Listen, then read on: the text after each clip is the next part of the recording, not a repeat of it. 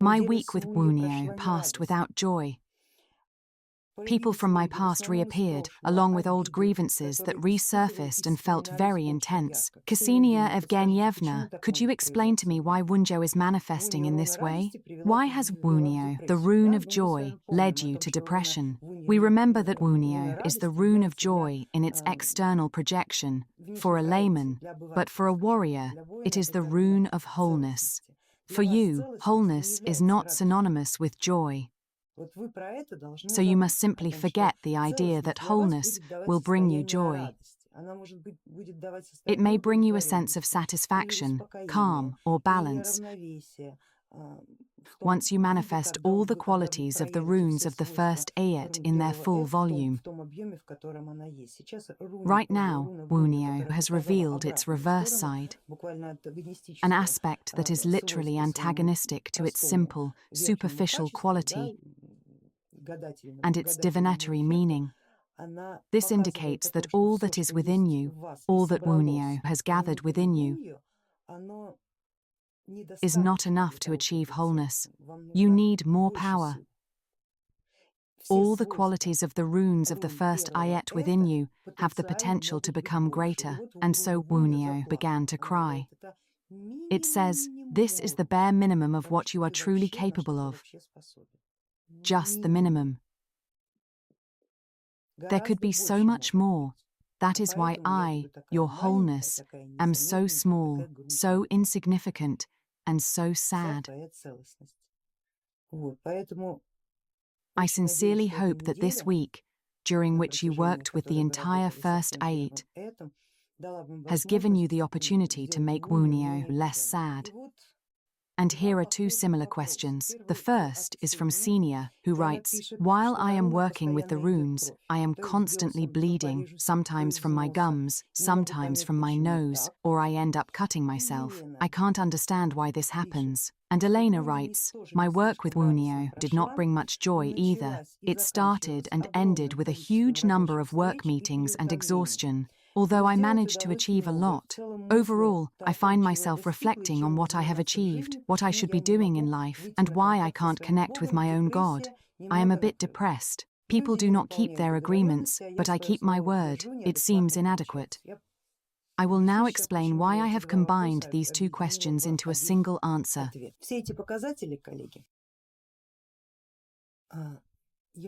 All of these signs, colleagues, are hints from the runes that your relationship with the reality in which you exist is not entirely adequate.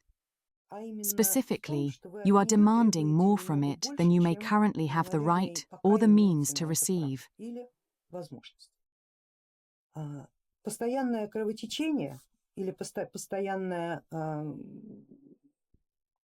Constant bleeding, excessive loss of blood, beyond what we offer to the rune, to establish a connection, a biological connection, suggests that you are giving very little energy back to the world.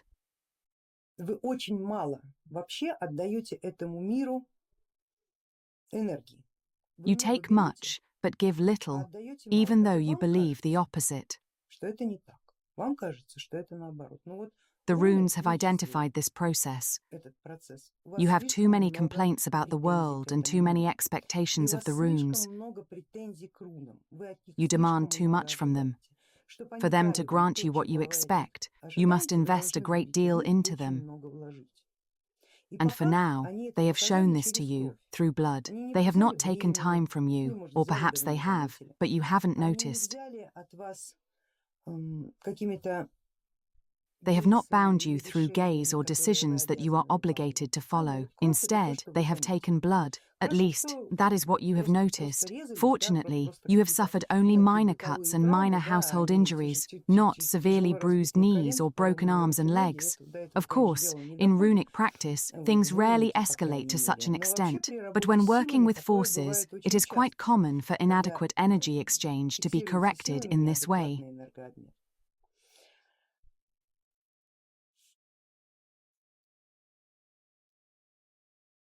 The rune Gabo should have shown you, colleague Ksenia, that your relationship with reality is not quite right. Sometimes you don't recognize who is in front of you. You don't understand how to interact with the world in a way that prevents you from making demands on it later. The Havamal, the sayings of the High One, expresses this approach well, especially in relation to the Rune Gebo. Nothing will be given that you won't repay. It is better to sacrifice nothing than to offer too much. You also expect a response from the world, believing that your sacrifice is worth the expected return. But the runes tell you that you are wrong most of the time. Colleague Elena has the same issue. But in her case, the hints from the runes have manifested themselves through people.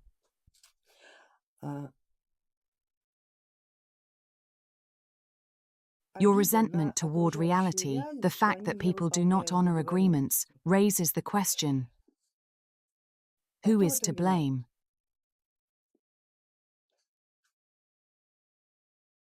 And again, it comes down to understanding who you are dealing with. Honorable behavior, colleague Elena, is only possible between honorable people. You cannot expect others to act as you would, even if they verbally agree to do so. A person cannot give more than they are able to give. This must be deeply understood, and you should never trust words alone. For everyone is good with words, but not necessarily with deeds. And that is simply because they cannot.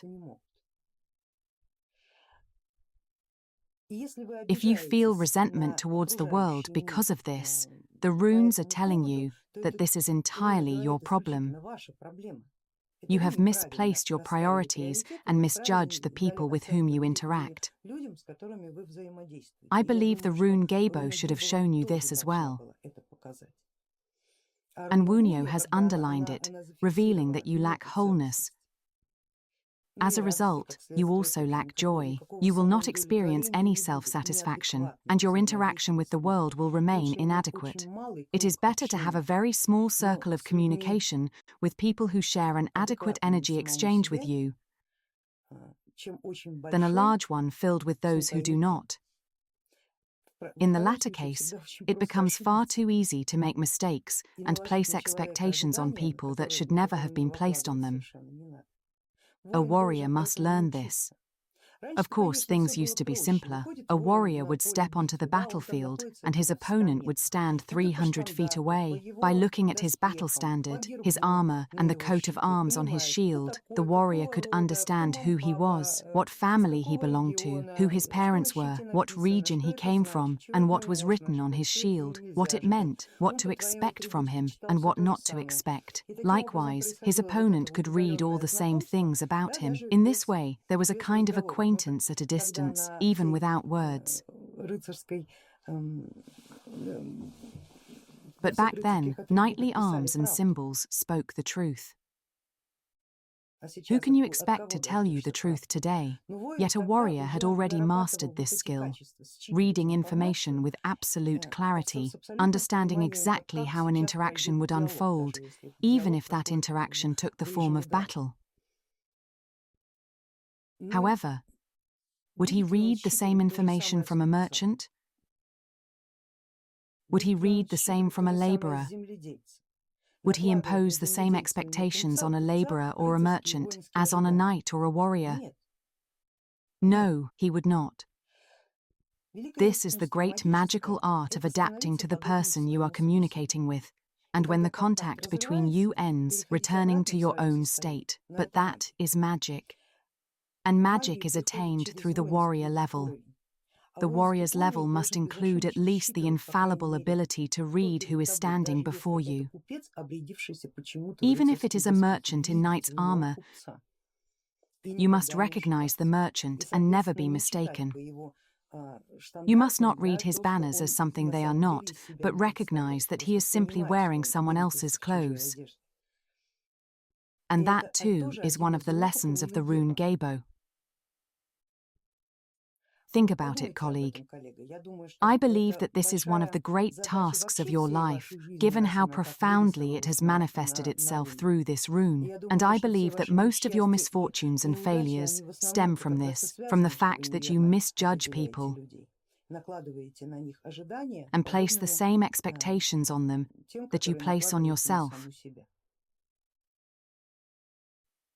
This is a very common problem, and I believe that not only you, but many of our colleagues will recognize themselves in it. When I work with Wunjo, I constantly and automatically monitor the balance of the proto-foundations within myself and my surroundings, especially those of the outer circle, and I immediately feel compelled to align them. It's almost like an obsession, perhaps due to a lack of knowledge and understanding. I'm learning, but I can't keep up with this manifestation. It feels as if some external force is directing my consciousness towards this and urging me to correct the disharmony. It's all very new to me, as if the force is rubbing my face in it and saying, "See this imbalance? Correct it, remove it, strengthen the opposite." Is this direction the alignment of the proto-foundations, right? Is this the inner circle? Yes, colleague, this is the inner circle. When we talk about the proto-foundations, Wunjo generally encompasses the wholeness of the proto-foundations of the inner circle, which is directly the circle of human life. This provides a basis for moving forward.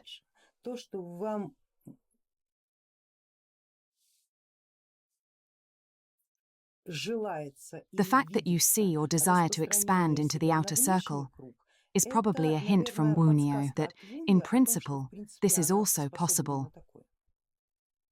And your rune Wunjo is in balance.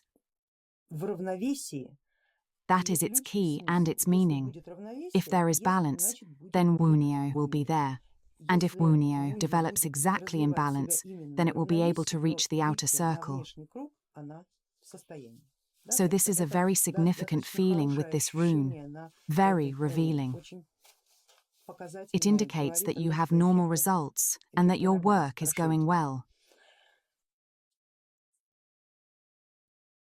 Runistica writes, "While working with Wunjo, I began to notice constant glitches in the matrix, much like in the film of the same name. I keep feeling a sense of déjà vu, and lately, I have often seen people in the same clothes, in the same places, in the same situations. I am witnessing events that seem to have happened to me before. These are the observations I have from Wunjo." Yes, colleague, I know what you mean. It's a bit of a schizophrenic state, especially when you start paying close attention to it.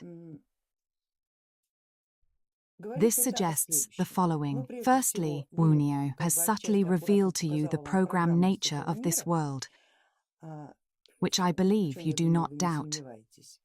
Secondly, it has shown you what is constantly happening to your existential volume, which is characterized by the rune Wunjo.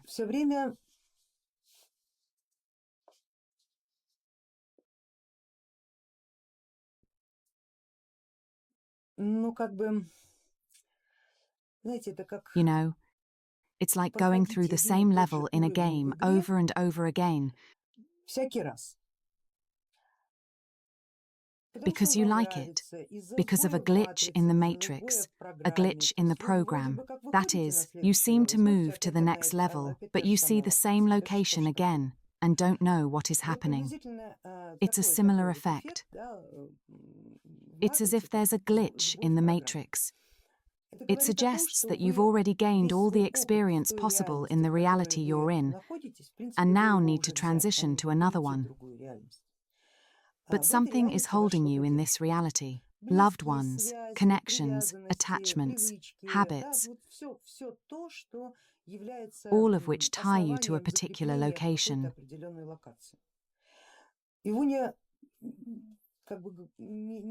But suggests that if you want to expand, you need to move to another location, to another level. And that means that anything that ties you to that location probably needs to be left behind. Alternatively, you should find a way to perceive it differently so that these connections no longer hold you back.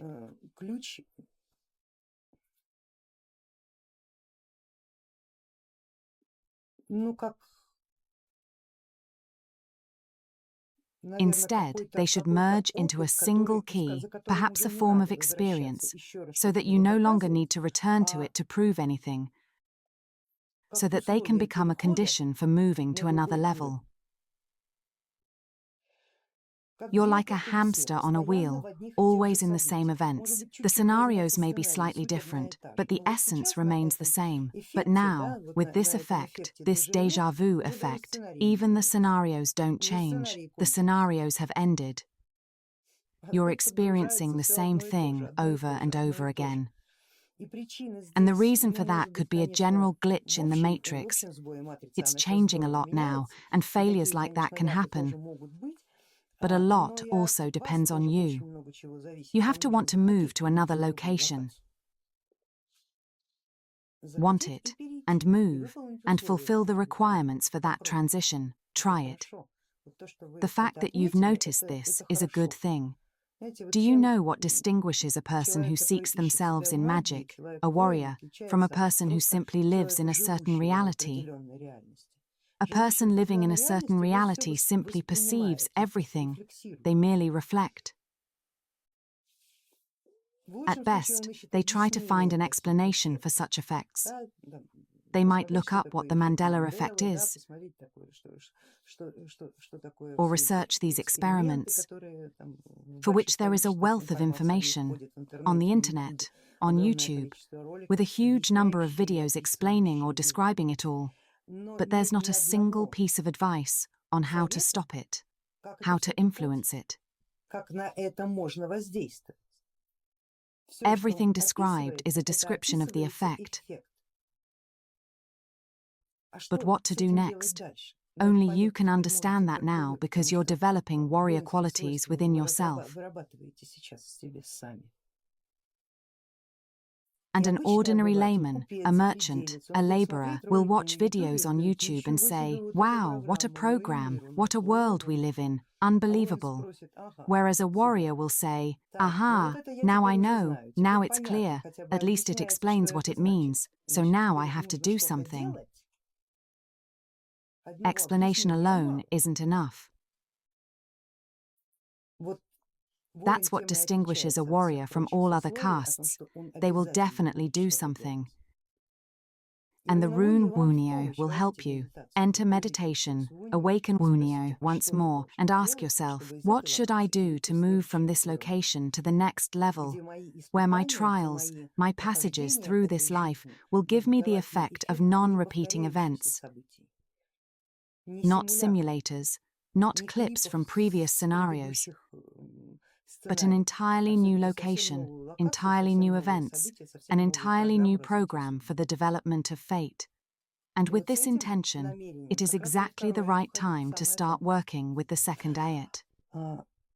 Larissa writes, I feel loneliness and a sense of distance from people who were once close to me and had been by my side for many years. The person who introduced me to runes and magic, with whom I once spoke the same language, now seems incomprehensible and strange to me. It is not because these people have changed, but rather because the reason for the distance lies within me. When working with Wunjo, I felt this state particularly acutely and found satisfaction in it. At the same time, my young children have become my lifeline and a breath of fresh air. I feel dependent on them and their pure energy. Does this mean that I am still far from wholeness? No, colleague, quite the opposite. This will be a continuation of my answer to colleague Runistica regarding the previous question. The breaking of old ties with those you once found interesting is precisely the action that indicates that nothing holds you in the old reality. And children serve as guides for the transition to another reality, especially children, because they do not care what reality they live in, as long as they live. They have this passage open to them to a greater extent than you, a person with experience. By simply taking a child's hand and allowing them to guide you, you can enter another reality much more quickly and easily than if you were to spend long hours and years meditating on self-awareness. Your child will simply take your hand in their little palm and say, "Let's go," and you will go. You won't even notice that you are in a completely different world. So you have done everything right, intuitively, physically, and in reality. You have acted absolutely correctly, and I truly hope that the runes have helped you in this. During meditations with Wunjo, I experience a feeling of resetting my existential volume, as if I lose the accumulated experience of this life and my previous incarnations, as if I return to factory settings and my consciousness becomes weightless. This confuses me greatly. It feels as if I am giving away my acquired rights, experiences, knowledge, and important connections with the forces that have guided me, leaving me in the position of an infant who knows nothing in this world. Does this mean that my existential volume has been artificially uploaded through interaction with egregores and an external informational channel, or is this some other effect? You know, colleague, I will tell you this: sometimes factory settings assume a much greater existential volume than the one accumulated over a lifetime. The fact that you feel a sense of resetting suggests that the level of existential volume you had may not have belonged to you, or perhaps it reduced your natural level. It is quite likely that it has simply diminished it.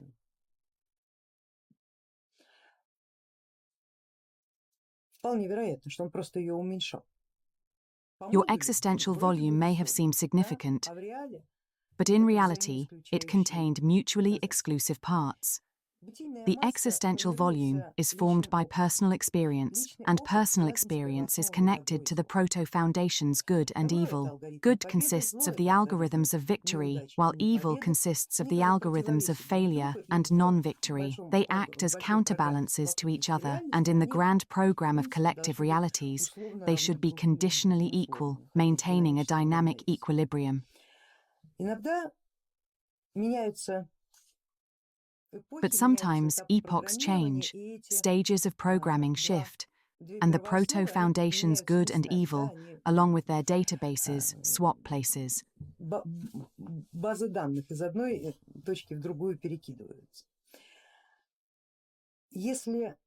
If your personal experience is neutral, meaning that it is formed within the proto-foundation tradition and is not associated with either good or evil, then it does not matter to you in what form your experience is calculated. The proto-foundation tradition calculates the total amount of your experience. However, if it does matter to you, then you will receive exactly the amount with the appropriate sign that is right for you. And when the informational poles shift, the rest of your experience will naturally reset.